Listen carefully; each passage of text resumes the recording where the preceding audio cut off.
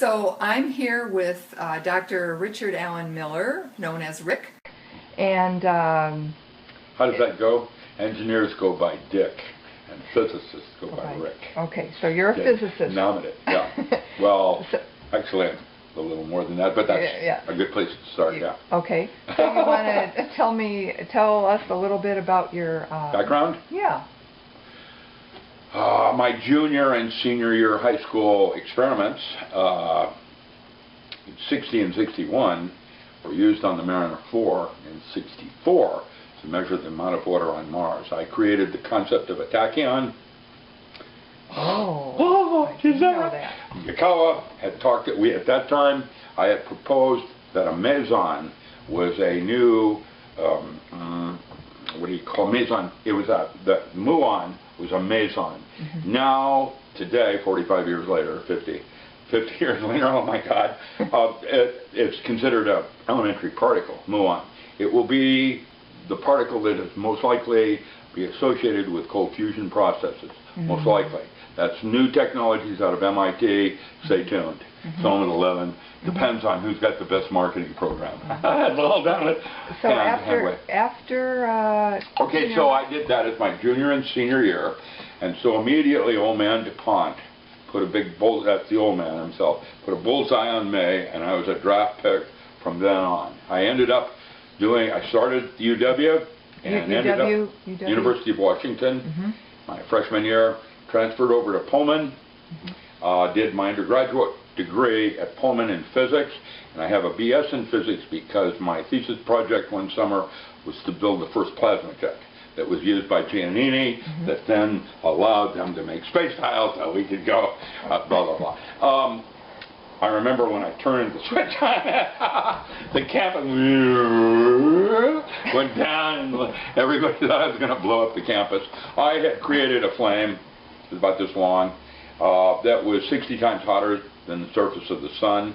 I did that in my junior year in college, Pullman, Washington State. Professor Riggins, there it is. Donaldson, let's say, Bender was doing, we were doing, well, eventually in that university, Washington State, is the one that owns the gravity wave generator now in Houston and is managed by MIT and Caltech.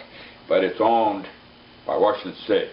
And that's because of what, like the University of Washington has toys. That's where physics occurs, is when you have toys. And we had a linear accelerator out there in Pullman. Dr. Knowles had come in from Yale. He'd come in from Yale, and we built a linear accelerator. I was in my junior year as an undergraduate and attended that graduate course because I mostly taught it on terms of how to actually build the linear accelerator. Later that got... Yeah, go ahead. What? I was just going to say, you did some other things as well. I did a bunch of stuff all through my life, but it doesn't matter. That's just history. Tell us about the aortic catheter. Okay. My first job out of grad school was working at Boeing. And Boeing, in about a year and a half, I had top secret clearance. That's where I saw weird documents, I was getting prepped for what I was about to become. And Boeing lost the B-1 contract. There was even a big sign when they laid off 30,000 scientists in one day. 30,000 PhDs hit the streets in one day.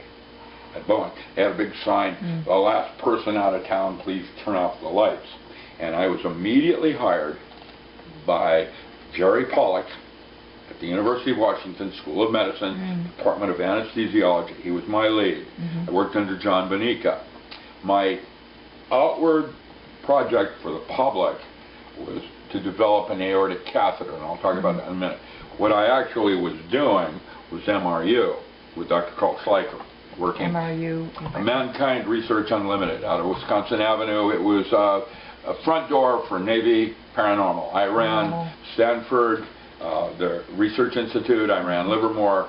That was Argonne. I ran China Lake. I ran Boeing Scientific Research Laboratories. I had a staff to, whenever the Navy had something weird, they brought in a team. And I was mostly the lead because I was the physicist. I would set up what we're going to do. You know, but one time when I went to Antarctica, it was a woman that did that one. It was a. When did you go to Antarctica? That's another story in MRU later in. They brought me in. They wanted to know how the light worked. My background in bioluminescence, I'd already written technical papers in that area. There was a bacteria. There's this cave in Antarctica. It's over a mile high. Weather, clouds, rain, snow, like, you know, and you went there physically, right? Physically, yeah, way down on the ground. And there's light. How did that work? I was not the lead on that project because there have been other people doing this. I was the one they brought in to do the light. And what year was that? Do you remember? 76. 77. Wasn't 76 the same year that you were hired by the Department of Interior to do the... Yes, you wanted to, but we'll get there. Okay, go ahead. Okay, we're still on the aortic catheter. Yeah, and so my outer project for the public was the aortic catheter. Now this was a 5-year fund, NIH fund, that was already 2 years behind with nothing happening. And in 1 year, I brought it up to all 5 years, and that's why they gave me tenure. Because I did a 5-year grant in 1 year.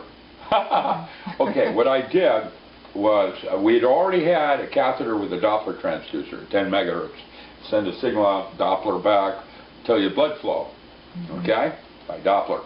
And there was a pressure port. They had a pressure port. The 2 millimeter went in through the aortic catheter, went in through the femoral artery, and up into the aortic arch, whooped around. And so what I did is I wanted to make cardiac output is your blood velocity times aortic cross-section. And so I had the design was to have 8 crystals doing pulse echo technique. And it would give you aortic cross-section in a beat rhythm that told you where it was at any given moment. And you know the anesthesiology code, creed, is blood goes round and round, air goes in and out, and anything contrary is not a good thing.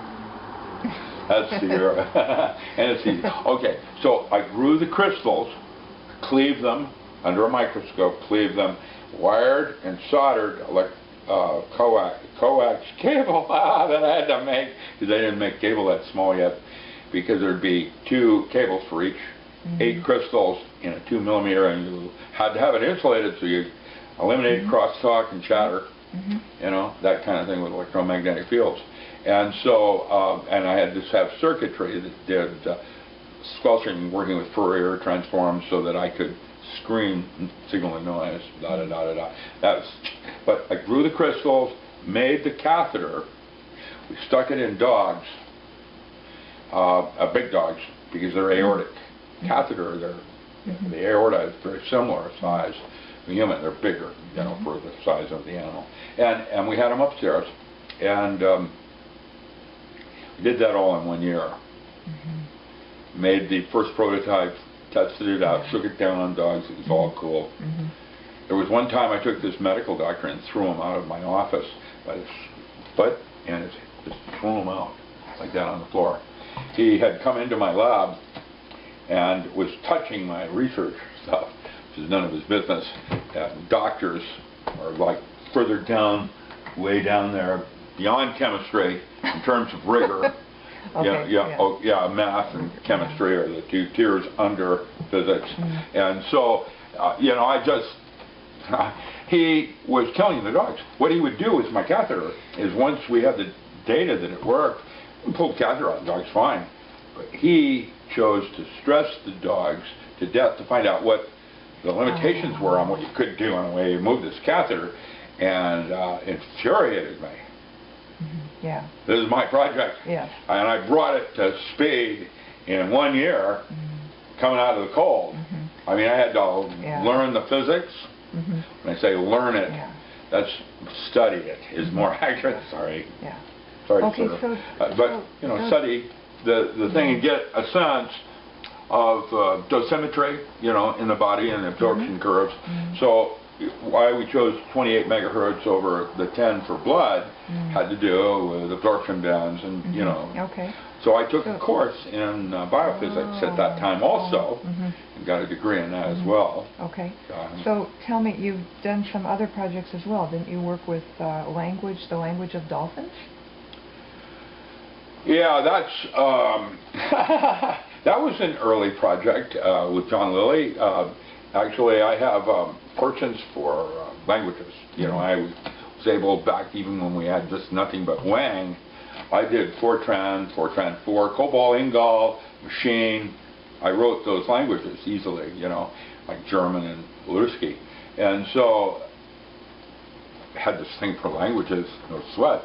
What they wanted to do is determine if the clicks and whistles of the dolphin were a type of language. And you found out that they were. Later, Dr. Abram Moles wrote a book called Aesthetic Perception and Information Theory. That's a very good book. It's in French, but I translated it and was able to read that thing on redundancy coefficient. Now here's the deal. It turned out the clicks, and I was there only 10 days, when I discovered that this mammal, crustacean, had a language that was 10 times more efficient in Hebrew, using mother letters. That's Old Hebrew. I speak Old Hebrew and Greek, and this language was way more efficient in terms of bursts of information. It was a form of Clifford algebra. That's their language structure, is around an algebra form that is efficient in transfer of information. Now, I step back. If the language is 10 times more efficient than our mother language, Hebrew, what would that suggest on technology? And out of that came later cybernetic anthropology with Laughlin, D'Aquili, and McManus, and the concepts of aesthetics and how you mean certain things. There's an interesting place you might go to for you scientists that like, I think you have it all together. How about Lucifer.com? That's an interesting place. Actually, it's called Church of the Virus, and the idea that a virus is a disease. An idea is a disease. So I'm looking at these dolphins, and I'm realizing that I might be in the presence of something more evolved than man right now because of their language. So how do you approach that study? Well, today we know that dolphin, they blow these little sonar bubbles called sonoluminescence. A little tiny bubble, and they get a whole bunch of bubbles, and then they make it into a shape like a circle, and they play with it, and da-da-da, and then they let it go. And their art form is a form of cavitation, which is cold fusion processes that they're doing at MIT right now, and the dolphin did that as their art form. So now we go back to Abram Moles and the concepts of aesthetic perception and information theory, and that's where the roots of the mathematical forms that a species might choose as a way of communication.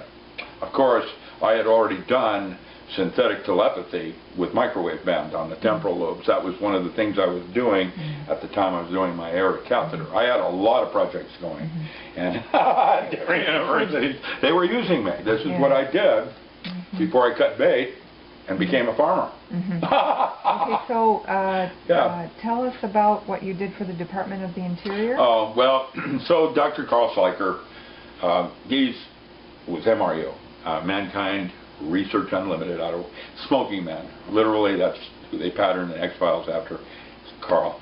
And I was Northwest Regional Director. This was after I did the work with Navy SEALs. And after I had worked in the SEAL program, then they moved me up to Spook Central. That will be the title of a book I'm writing that is all about the physics of what we were doing back in the early 70s. You know, and it's interesting because I'm real good at what I do. At everything I've done real well. And there is fertile ground in all of it. And we don't even have a clue. Sound and movement, dance. Actually, in resonances with the concepts of scalar, is absolutely then space-time. And so there's a whole new technology with whirling dervish and ghost dance, and the ability of Jack Schwartz to stick a needle through his arm, stop the bleeding with his mind. You don't think the military didn't want to know that? That's the kind of thing I was studying. Firewalking, real, or Sherpa, white feather shaman, walking up Mount Rainier barefoot. How can they do that? How can they do that? It's impossible. Frostbite, etc. No, there is more going on here, my dear Horatio, than, there's a lot more going on here. And this is only the 21st century. We don't even have a clue yet. We're separating astrology and astronomy like we would, I don't know, gematria, numerology, with mathematics. And yet, the Bibles, the Sefer Yetzirah, the Book of Formation, relates sounds and numbers and words. And so, you're conveying more information. And the dolphin had a language that was 10 times more efficient than Hebrew. And so there's more going on here. There are at least 4 cetacean I know of that have a bigger brain case than man, including orca, who has a cerebral cortex that's twice the size of man, and that mammal is firing 60% of it. Not 10, like we are enjoying right now. Now, that's a computer crunching system. I have no problem showing you an advanced species. And then you have the pilot whale and the manatee, besides the ball dolphin that I was studying. But this is how we teach our children. And I would love to be Mr. Wizard. Well, Johnny, it works like this. I love Mr. Wizard, man. He was so cool. That's who I wanted to be like when I was a little kid. I wanted to be Mr. Wizard and Clarabelle. So, tell us about what you did for the Department of the Interior. So, it turns out Czechoslovakian physics back then was better than American in many ways. They, Prague, Czechoslovakia, and there were a series of scientists that came out that were brilliant in a new field called cosmobiology. And it was the relationship between cosmic or celestial movements as they related to biological clocks. And out of that came Janef on the lunar sex cycle of the female. It gets a locked-in code somehow in the genetics, and we don't know quite yet how that works, other than the phase of the moon and the sun when you're born sets when you ovulate. And if you move around the earth, that ovulation rate period changes. And it had better than a 1 sigma accuracy on conception and things like that, where you could predict. So obviously, could you there's also some predict the sex of the baby? I'm sorry? Yeah, sex of the baby. From conception, you conceived on this day, it's going to it would be an 89%, almost 90% probability it's male. There was a hysteresis on that a little bit of 4%. So it was not as good as the pill or rubber for, when you're okay. But you could pretty well accurately predict when you're going to ovulate, that kind of thing. And your menstrual period would start, but then there would be an ovulation. Okay.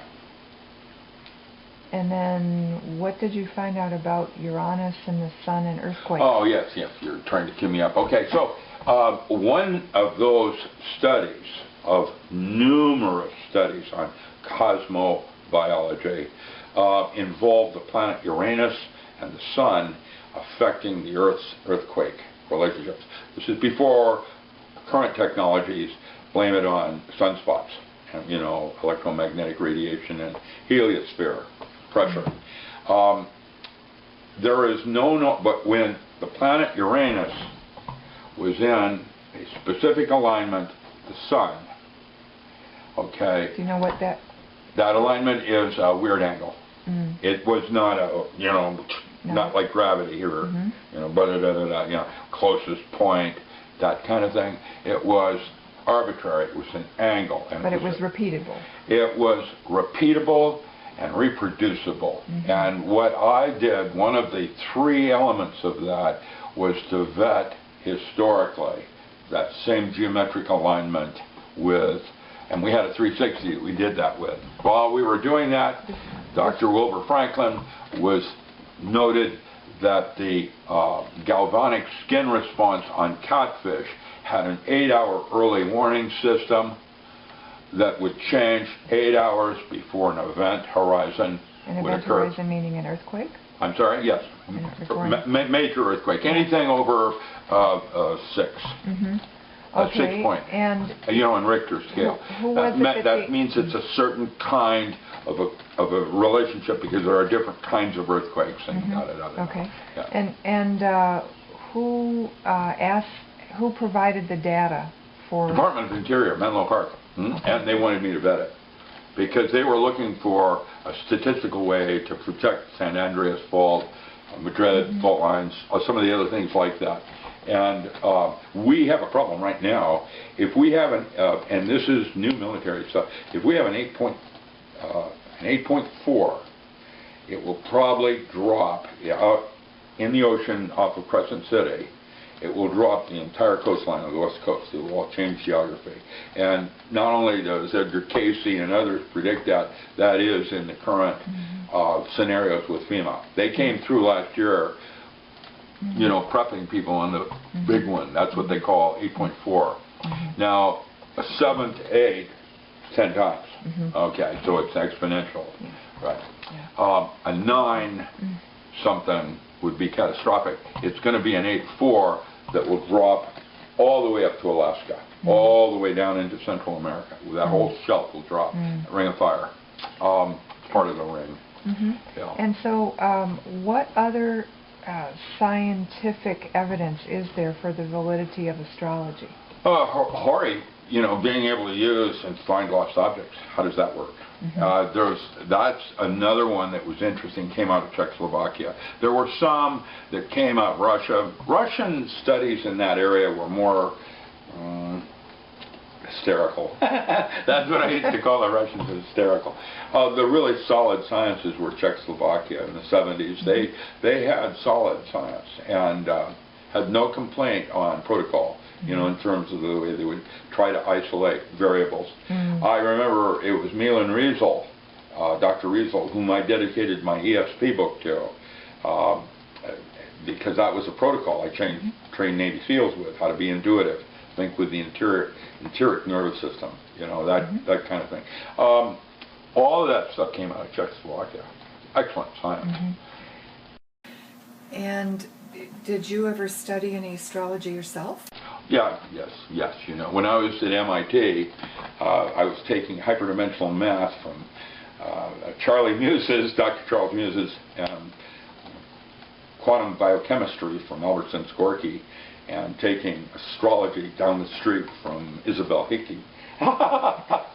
She taught me, she wrote a book called Astrology, a Cosmic Science, got really interested in May, I don't know why, and astrology. I use astrology in magic like I use mathematics in physics, and it's just being known, it is my opinion, that magic is advanced physics with a mystery school. And they do now call that cybernetic anthropology. And to try to make judgment on some mammal because it doesn't have a thumb or fire, not as evolved as man, is missing some very important points. And I should end this by also saying, and there's compelling new physics to indicate that the Earth's still flat. How does that feel? Because the way your brain, look, the way I did it is with the Apollo 14 mission studies with Edward Mitchell. I was at Mission Control and did the ESP studies, and that's when we were out past the moon, getting irradiated and nuked and all that other stuff. I don't think people realize how extremely dangerous going into space is. They talk about going across the Van Allen belt. Well, now we've got some more belts up there, including one for plutonium. How's that spell? No more children. And imagine what they did is some studies of rats simulating a trip to Mars, and the amount of exposure that you would be exposed to in just gamma rays nothing arrives alive. Yet, I saw a top secret document in 1970 at Boeing that would indicate there was a joint manned expedition to Mars in 1968. And that's 1 year before the landing on the moon. And guess who the partner was in the document I saw? The Soviet Union. How's that work? I thought we were in a Cold War with them. I don't know. What I do know is I don't know, and most likely will never know. My pay grade, I was a GS-18, which is a 2-star general equivalent, and I don't know. So what do you think that means? Yeah, we've been invaded by aliens. Cowboys and aliens, there it is.